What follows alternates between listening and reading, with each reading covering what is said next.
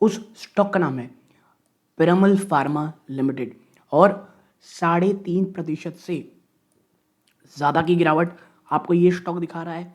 इसके साथ साथ पिरामल फार्मा अपने 52 वीक लो के आसपास ट्रेड कर रहा है। आप जरा नज़र डालिए यहाँ पे, स्टॉक ने पिछले एक साल में ऊपरी स्तरों से 32% से भी ज़्यादा की गिरावट दिखा दी है। और जो भी सपोर्ट हो सकता है, देखो 200 पहले तो 200 रुपये का लेवल इसके लिए बहुत इंपॉर्टेंट था। इसे बचाने की भी कंपनी ने बहुत ज़्यादा कोशिश की थी, बट जैसे ही 200 रुपये का लेवल टूटा, आप देखेंगे एक बार बस सपोर्ट मिला 150 में, ये ऊपर गया, उसके बाद धड़ाम से नीचे। अब स्टॉक जब 150 रुपये के नीचे ट्रेड कर रहा है और कंपनी ने अपना 52 वीक लो ऑलरेडी लगा दिया है 139.08 पैसा में, तो निवेशक जो इस 150 से 200 रुपये में, इवन या आप कह सकते हैं 200 रुपये के आसपास इतने सारे निवेशक जो फंसे हुए हैं, वो ये नहीं समझ माने कि भाई देखो इस गिरावट का रीज़न क्या है। अगर गिरावट का रीज़न पता चले तो क्या कोई होप देखने को मिलती है, वो कौन सी चीज़ें हैं जो एज अ इन्वेस्टर आपको आने वाले समय में पिरामल फार्मा में देखनी चाहिए। क्योंकि देखो पैसे तो बहुत फंसे होंगे, इसमें कहीं कोई दो राय नहीं है, बट मैं हमेशा कहता हूँ पढ़ना ज़रूरी होता है। अगर आप इस गिरावट में ये सोच रहे हैं कि टर्न अराउंड स्टोरी हो सकती है तो ख़रीदना चाहिए कि नहीं, ये तमाम चीज़ों में आपके पास होनी चाहिए इन्फॉर्मेशन।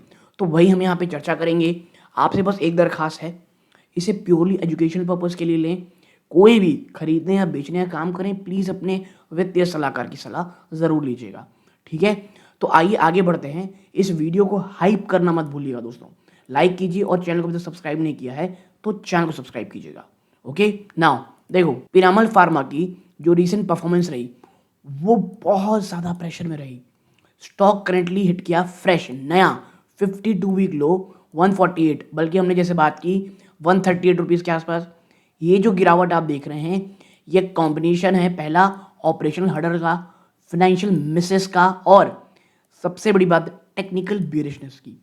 तो टू द पॉइंट, आखिर भाई साहब ये गिरावट क्यों हुई?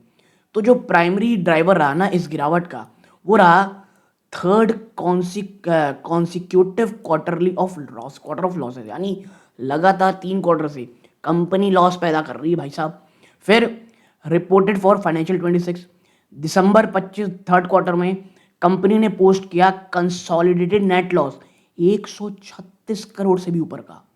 और ये एक शार्प गिरावट थी। अगर आप कंपेयर करोगे, एक छोटा सा प्रॉफिट लास्ट ईयर हुआ था 3.7 करोड़ रुपए का, ठीक है। नाउ सीडीएमओ स्लो डाउन, जो कॉन्ट्रैक्ट डेवलपमेंट और मैन्युफैक्चरिंग ऑर्गेनाइजेशन है, सीडीएमओ सेगमेंट कंपनी का लार्जेस्ट रेवेन्यू ड्राइवर रहा है। ये बहुत जोर से हिट हुआ हार्ड भाई। पहला है इन्वेंट्री डीस्टॉकिंग, बड़े मेजर कस्टमर और a slower then expected recovery in global biopharma funding, ठीक है। तो इनका जो मेन काम था भाई साहब, वहीं पे गिरावट देखने को मिली। प्लस जो रिकवरी की बात कही जा रही थी, वहाँ से इनके जो ग्लोबल बायोफार्मा फंडिंग थी वहाँ से भी वो स्लो दिख रही थी। फिर देखो जब भी गिरावट होगी, एक कहीं ना कहीं एक बड़ा विलन वहाँ पे मार्जिन कंप्रेशन आपको कंपनी का दिखेगा ही, और वो कोई भी बिजनेस में हो, चाहे फार्मा मैन्युफैक्चरिंग कोई में भी। तो यहाँ पर भी हमें मार्जिन कंप्रेशन दिखता है। जो ऑपरेटिंग मार्जिन है वो भाई साहब ड्रॉप होकर के रफली 9.1% में आ गए, जो एक साल पहले 15% में थे। Reason higher employ cost. हमको पता है तमाम कंपनियों को जो नया लेबर कोड आया है उसके हिसाब से वन टाइम एडजस्टमेंट करनी पड़ रही है, तो यहाँ पे भी हुई है। फिर लोअर रेवेन्यू इनका जो हाई मार्जिन सर्विस है वहाँ से।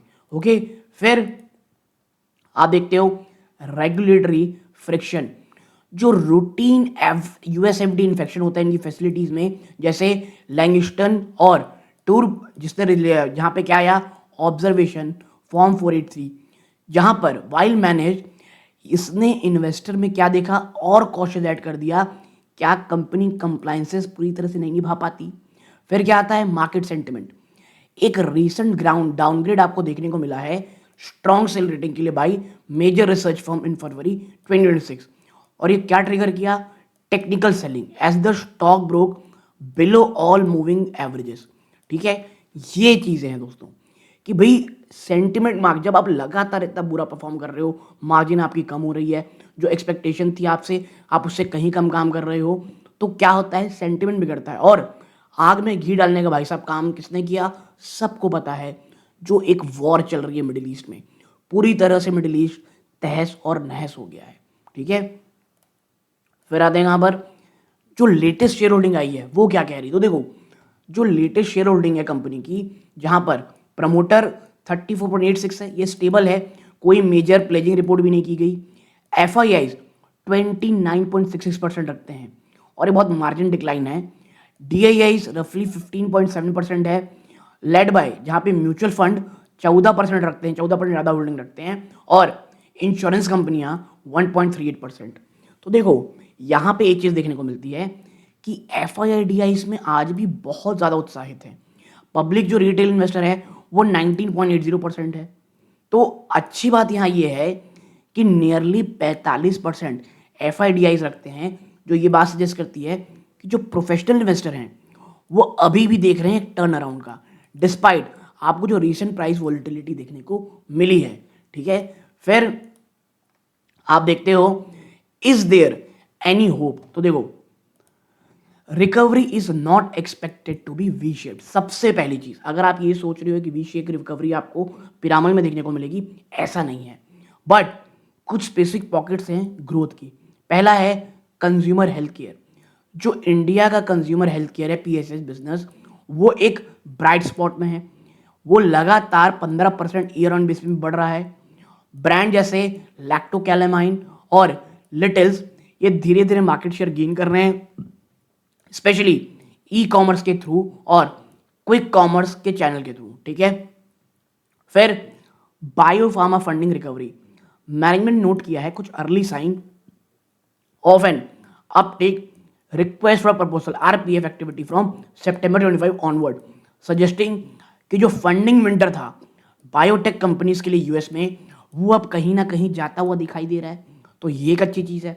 फिर है डेट मैनेजमेंट। देखो, वाइल लेवरेज, तो देखो कंपनी की सबसे बड़ी प्रॉब्लम ये है कि वो हाईली एक्सपोज्ड है डेट में। वाइल लेवरेज हाई, कंपनी ने मैनेज किया अपने कर्जे को कम करने का by over 200 crore fiscal, focusing on tighter working capital management, ठीक है। तो ये चीजें हो गई। तो अब एज ए इन्वेस्टर वो कौन सी चेकलिस्ट है जो हमको रखना है ताकि हम कंपनी की फ्यूचर हेड को देख पाए, ठीक है। तो देखो, अगर आप स्टॉक को ट्रैक कर रहे हो लॉन्ग टर्म टर्न अराउंड के लिए, तो आप या कंटेंट पर्पस के लिए मॉनिटर दीज 4 ट्रेंड्स। देखो, सीडीएमओ ऑर्डर इनफ्लो, देखिए आप कि जो क्वार्टरली कमेंट्री है कंपनी की on patent commercial manufacturing growth, ये किस प्रकार की है, क्योंकि देखो ये ना हाई मार्जिन हार्ट है ऑफ द बिजनेस। तो जो सीडीएमओ ऑर्डर है वो किस प्रकार आ रहा है, क्योंकि हाई मार्जिन है। डेट टू एबिटा रेशियो किस प्रकार का है, जो करेंटली बढ़ करके 3.8 से 5 टाइम्स हो चुका है। और एक हेल्दी फार्मास्यूटिकल कंपनी अक्सर एम करती है 2.5 टाइम्स से नीचे आने में। देखिए अगर आप सस्टेन कर पाते हो इस डीलेवरेजिंग ट्रेंड को, ठीक है। फिर नेट प्रॉफिटेबिलिटी कंसिस्टेंसी, देखिए आप इस बार को कि इस बार प्रॉफिट सिर्फ एक बार ना आए, लगातार आए, एटलीस्ट 2 कॉन्सिक्यूटिव क्वार्टर आए ऑफ पॉजिटिव नेट प्रॉफिट और स्टेबल एबिटा मार्जिन जो लगभग 15% से ऊपर रहे बिफोर कंक्लूडिंग कि भाई हाँ यार कंपनी की हेल्थ वापस आ गई है। और ये मैं कहूँगा जो लास्ट के 2 चीज़ हैं, पहला लगातार 2-3 क्वार्टर तक आपको प्रॉफिटेबल होना है और आपके एबिटा मार्जिन कम से कम 15% के आसपास हो। ये सबसे क्लियर, सबसे पॉजिटिव साइन होगा कि जो तमाम निगेटिविटी है वो पीछे छोड़ चुके हैं। फिर अब अगर हम देखते हैं चौथी चीज़, तो वो है US FDA compliance. Please monitor करें EIR स्टैब्लिश इंस्पेक्शन रिपोर्ट की या NAI नो एक्शन इंडिकेटेड की स्टेटस की फॉर देयर ओवरसीज फैसिलिटी, ताकि इंश्योर कर पाएं कोई भी एक्सपोर्ट बॉटलनेक अब नहीं होने वाली है, ठीक है। और जिस प्रकार के ट्रम्प भाई साहब इंडिया के पीछे पड़े हुए हैं, बहुत सारे FDAs आप देखोगे इंस्पेक्शन की ओर आते दिखाई देंगे। तो देखो, समरी में अगर हम बात करें कंपनी की, तो ग्लोबल फार्मास्यूटिकल मेजर है, जो इनका 3 कोर सेगमेंट है और सबसे बड़ा इनका जो रेवेन्यू ड्राइवर है वो CDMO है, जो ऑफर करता है end to end manufacturing global biotech firms के लिए। और जो कॉम्प्लेक्स हॉस्पिटल जेनरिक डिवीजन है वो इनकी लीडरशिप पोजीशन रखता है नीश मार्केट में, जैसे इनहेलेशन एनेस्थेटिक्स। वाइल जो इंडिया का कंज्यूमर हेल्थ केयर आर्म है उसमें कुछ ब्रांड्स बहुत पॉपुलर है, जैसे हमको पता है लैक्टोकैलेमाइन और सेरेडोन। ठीक है, now for retail investor PPL represent करता है एक high potential turn around story. ठीक है, नाउ पिरामल फार्मा लिमिटेड, देखो करेंटली मार्जिन प्रेशर से जूझ रही है कंपनी, कुछ ऑपरेशनल हेडविंड में हमने देखा, मार्जिन नहीं हो रहे हैं कंपनी के, और बहुत सारी चीज़ें हैं, बट एक डाइवर्सिफाइड पोर्टफोलियो है जिसके पास स्ट्रॉन्ग इंस्टीट्यूशनल बैकिंग है, जो एक फाउंडेशन भी प्रोवाइड करता है रिकवरी के लिए। तो जो फ्यूचर सक्सेस है वो इसी में डिपेंड करेगा, कंपनी का सीडी में ऑर्डर फ्लो और कंसिस्टेंट प्रॉफिटेबिलिटी मेंटेन करना। ठीक है, तो एक बहुत छोटी सी वीडियो में बहुत सारी जानकारी आप लोगों के साथ शेयर करनी थी। अगर ये वीडियो अच्छा लगा हो प्लीज़ इस चैनल को सब्सक्राइब करना ना भूलिएगा, वीडियो को लाइक कीजिएगा, और इस वीडियो को हाइप नहीं किया है तो हाइप ज़रूर कीजिएगा। ये इस वीडियो का अंत है। जय हिंद दोस्तों।